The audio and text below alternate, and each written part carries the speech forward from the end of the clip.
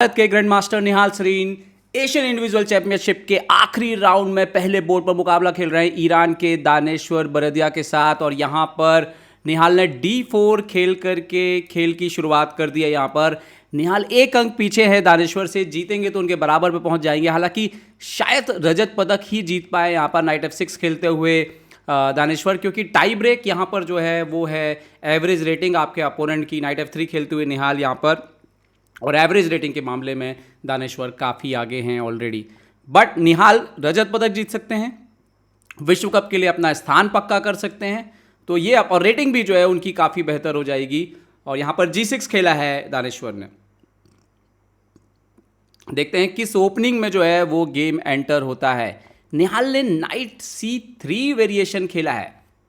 तो यहाँ पर आप देख सकते हो कि निहाल का जो अप्रोच है, यहाँ पर उन्होंने जिस तरीके से खेला है, अपोनेंट ने D5 खेला है, निहाल ने बिशप F4 खेल दिया है यहाँ पर। तो ये क्वीन पॉन ओपनिंग जरूर है, लेकिन ये एग्जैक्ट उस तरह की लाइन नहीं है जहाँ पर आप C4 वगैरह खेलते हैं। तो यहाँ पर इसको बैरी अटैक भी कहा जाता है इस तरह की पोजीशन में। खैर यहाँ पर बिशप G7 खेल के कंटिन्यू किया है यहाँ पर दानेश्वर ने। और देखते हैं कि निहाल कैसे जवाब देते हैं। यहाँ पर निहाल ने खेला है नाइट B5, और यहाँ पर आप देख सकते हो कि C7 का जो स्क्वायर है उस पर एक तरह से टारगेट है।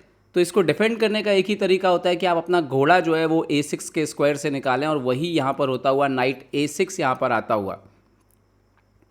और निहाल ने यहाँ पर E3 खेल दिया है, सेंटर को सपोर्ट लगाते हुए, यहाँ पर अपने लाइट कलर के बिशप को ओपन करते हुए। यहाँ पर निहाल लंबे समय से 2700 को पार करने में ही जो है वो अटके हुए हैं, और मेरा भरोसा ये है कि जैसे ही निहाल 2700 पार करेंगे उसके बाद शायद वो बहुत तेज़ी से ऊपर की तरफ बढ़ेंगे, कैसलिंग करते हुए यहाँ पर दानेश्वर। और निहाल ने खेला है बिशप E2 यहाँ पर। तो डेवलपमेंट दोनों साइड से जो है वो तेज़ी से हो रहा है यहाँ पर।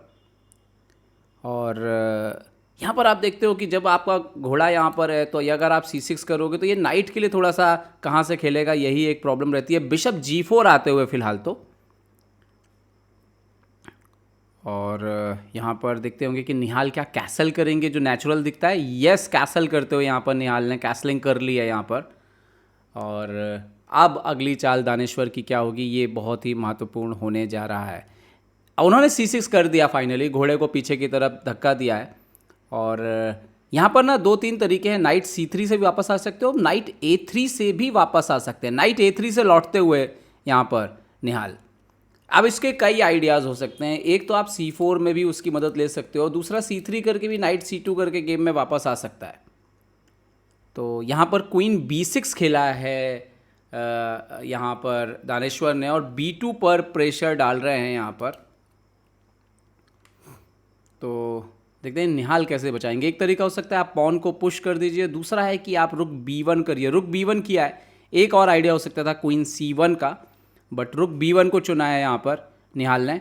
और दानेश्वर C5 करके पोजीशन को ब्रेक देते हुए, जो कि एक मजबूत सा सेंटर दिख रहा है वाइट का, उसको चैलेंज करते हुए C5 से, और C5 को ओपन करने की कोशिश है यहाँ पर।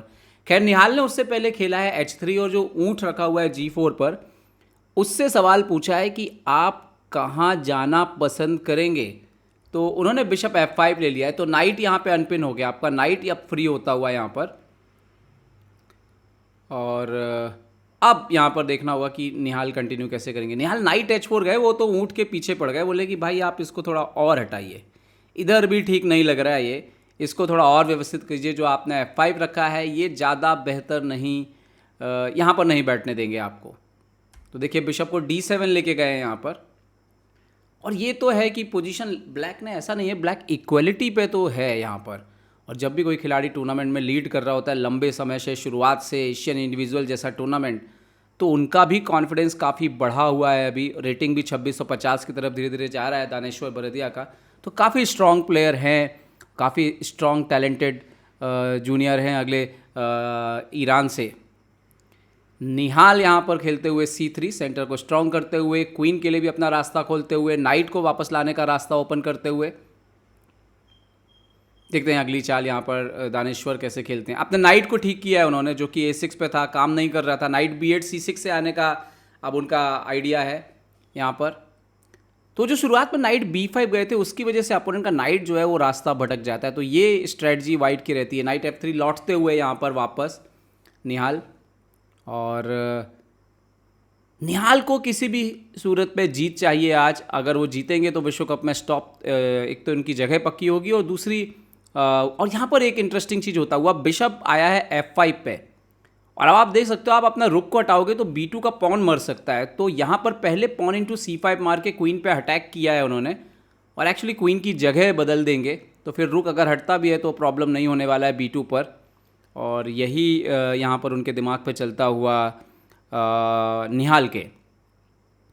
तो देखते हैं दानेश्वर क्या जवाब देंगे। जो नेचुरल है वो तो यही दिखता है कि आप क्वीन से पॉन मार के रिकवर करेंगे पॉन को। यस, पॉन से मार दिया यहाँ पर क्वीन से पॉन को। तो अब B2 पर जो है अब आप देखिए वो प्रेशर जो है वो नहीं रह गया है। तो इसीलिए निहाल ने जो है यहाँ पर रुक C1 खेला है अभी। सो अब दानेश्वर की अगली चाल यहाँ पर, उन्होंने नाइट खेला है यहाँ पर D7 पे, नाइट D7 यहाँ पर खेलते हुए और फाइनली उस नाइट को गेम में लाते हुए यहाँ पर। और निहाल नाइट जाते हुए B5 पे, क्योंकि उनका नाइट भी A3 पे काम नहीं कर रहा था तो उसको शायद सेंटर से यहाँ से जो है आप देख सकते हो वो शायद D4 से वापस जो है वो गेम में ला सकते हैं यहाँ पर ज़रूरत पड़ने पर। और फिलहाल तो अभी आप देख सकते हो इस तरह के भी थ्रेट हैं यहाँ पर, अलाइव हैं।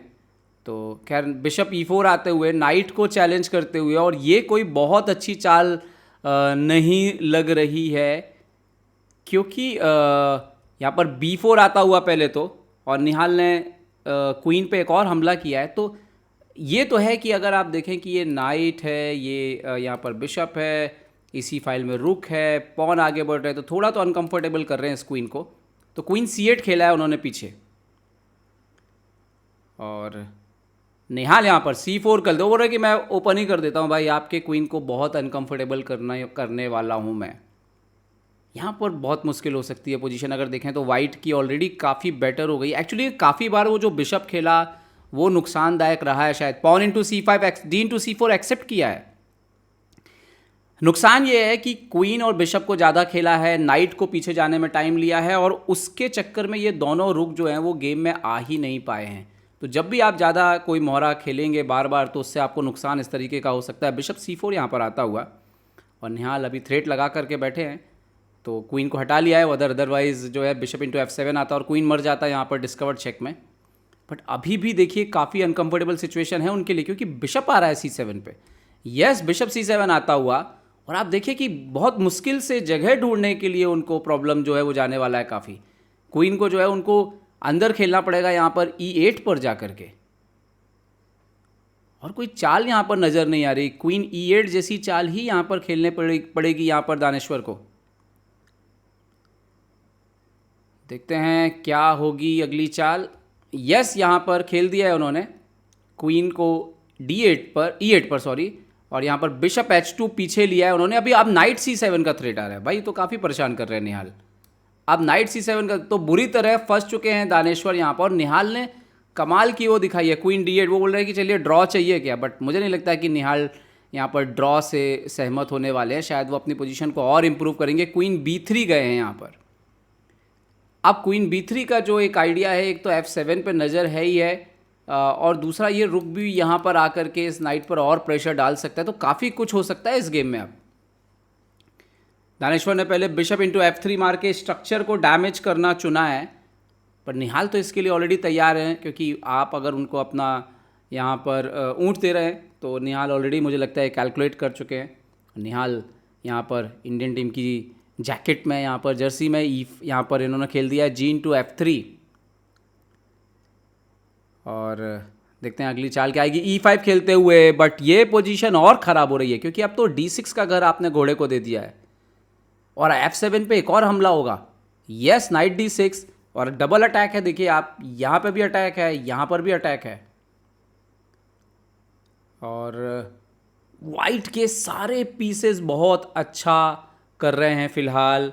और दानेश्वर के लिए प्रॉब्लम यह है कि उनके पीसेस के पास कोई प्लान ही नहीं है। क्वीन E7 सारे पीसेस अपनी जगह पर हैं बट किसी प्लान के लिए जो है यहाँ पर कोई भी संयोजन जो है वो नहीं है। यहाँ पर रुक भी D1 पर आ सकते हैं क्या, यहाँ पर रुक B8 और यहाँ पर बिशप इंटू F7, इस तरह की चालें जो है वो बोर्ड पर हो सकती हैं क्या।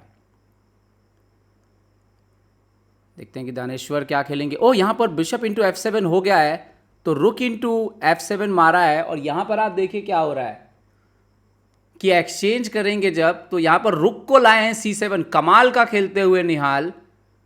और आइडिया ये है कि जब वो उस रुक को आप हटा नहीं सकते, जब हम उस रुक को मारेंगे तो आपके जो D7 है उस पर बहुत ज़्यादा प्रेशर पड़ने वाला है। रुक को F8 लेकर के गए हैं और निहाल ने पूरा पीस सेक्रीफाइस किया हुआ है, लेकिन पोजीशन बहुत ज़्यादा टाइट है। वो रुक B7 एक और पॉन लेते हुए तो पूरा वसूल कर लेंगे यहाँ पर। और दानेश्वर बहुत बुरी स्थिति में, यहाँ पर निहाल ने जैसे जकड़ लिया है उनको अपने मोहरों की बेहतरीन चालों से। A6 खेला है और जिस स्तर पर निहाल ये मैच खेल रहे हैं, निहाल डिजर्व करते हैं 2750 के आसपास की जगह, और मुझे लगता है जल्द ही वो चीज़ होनी चाहिए। रुक A7, एक बार अगर वो पोजीशन पकड़ ले रहे हैं, हमने देखा है कई बार, तो फिर उसके बाद अपोनेंट की हालत वो बिल्कुल पतली कर देते हैं। और किंग को हटे हैं F7, H8 पे वो बोल रहे हैं कि भाई अब मारना है तो मार लीजिए यहाँ पर, लेकिन क्या इतने से मन भरने वाला है निहाल का। निहाल ने बिशप इंटू E5 भी मार दिया है दोस्तों, क्योंकि नाइट इंटू E5 आप मार नहीं सकते, क्वीन E5 आप मार नहीं सकते क्योंकि F7 पे प्रॉब्लम है। और तो यहाँ पर मुझे लगता है बहुत बुरी स्थिति में है अब, और शायद क्वीन इंटू E5 मारने के लिए जाए। मुझे लगता है क्वीन इंटू E5 यहाँ पे मारते हुए, लेकिन गेम अब ख़त्म होने की और आगे बढ़ता हुआ।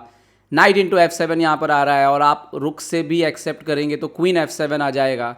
तो खेल में ज़्यादा कुछ बचा नहीं है, मुझे लगता है 2-3-4 चालों के अंदर ये खेल खत्म होने वाला है। नाइट इंटू F7, अपने घोड़े, हाथी, ऊँट, सारे मोहरों का उपयोग किया है वजीर, और दानेश्वर के पास उनके मोहरे जो है वो ठीक से काम नहीं कर पाए। यहाँ पर क्वीन F7 आता हुआ और आप देख सकते हो 2 रो के क्वीन है और अपोनेंट की हालत जो है वो बिल्कुल पतली है। क्वीन G5 उन्होंने चेक दिया है, बट मुझे नहीं लगता कि यहाँ पर कोई गलती जो है वो निहाल करने वाले हैं। इवन किंग H1 चुपचाप खेल देंगे, चेक ही नहीं आ रहा है, और फिर आपके लिए तो मेट लगी हुई है पीछे। किंग H1 यहाँ पर खेलते हुए निहाल, और एक बड़ी और बेहतरीन जीत की तरफ बढ़ते हुए यहाँ पर दानेश्वर बरदिया ने रिज़ाइन कर दिया है।